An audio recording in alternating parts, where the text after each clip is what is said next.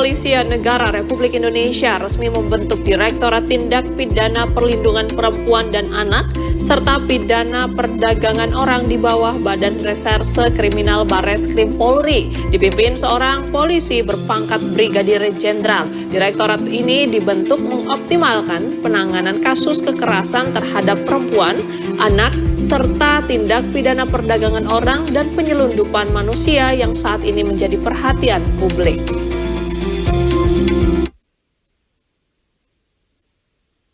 Merespon keresahan publik atas meningkatnya tren kejahatan terhadap perempuan dan anak, Kepolisian Indonesia membentuk Direktorat Tindak Pidana Perlindungan Perempuan dan Anak serta Pidana Perdagangan Orang di bawah Badan Reserse Kriminal Barreskrim Polri.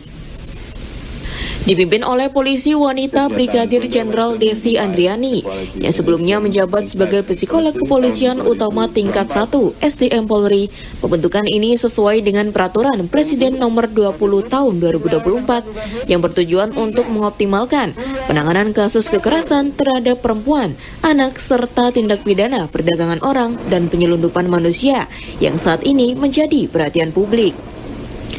Adapun fungsi utama dari Direktorat PPA dan PPO, yakni pelaksanaan dan penyidikan tindak pidana kekerasan terhadap perempuan, anak, kelompok rentan lainnya, serta tindak pidana perdagangan orang dan penyelundupan manusia. Pelayanan dan perlindungan khusus kepada perempuan, anak, dan kelompok rentan yang berhadapan dengan hukum sesuai dengan ketentuan perundang-undangan.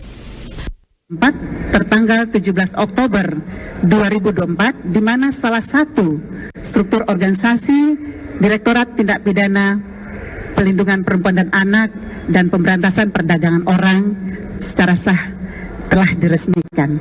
Di antaranya adalah juga mempersiapkan sebuah juklak juknis, apakah nanti akan diatur dengan peraturan Kabareskrim atau peraturan Kapolri terkait bagaimana penanganan tindak pidana yang berkaitan dengan perempuan dan anak berhadapan dengan hukum, dan juga kelompok disabilitas berhadapan dengan hukum. Ke depan kita bisa lihat nanti kolaborasi tentunya yang berada di tingkat Mabes Polri, Barreskrim Polri, di titik PPA PPO ini juga memberikan suatu fungsi advokasi dan asistensi ke wilayah.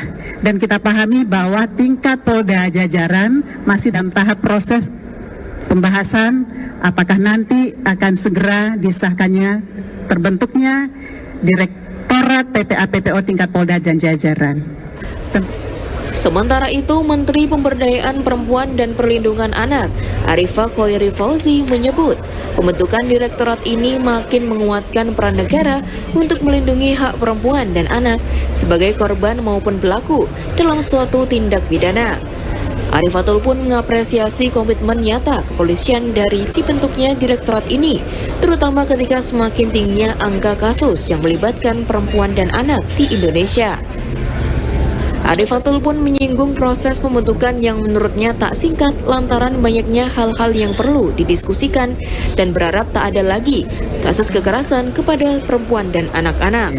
Alhamdulillah akhirnya terwujud juga Direktorat PPA dan PPO ini, karena sebetulnya direktorat ini sangat kami butuhkan dalam menyelesaikan persoalan-persoalan yang terkait dengan kekerasan yang dialami oleh perempuan dan anak-anak di Indonesia.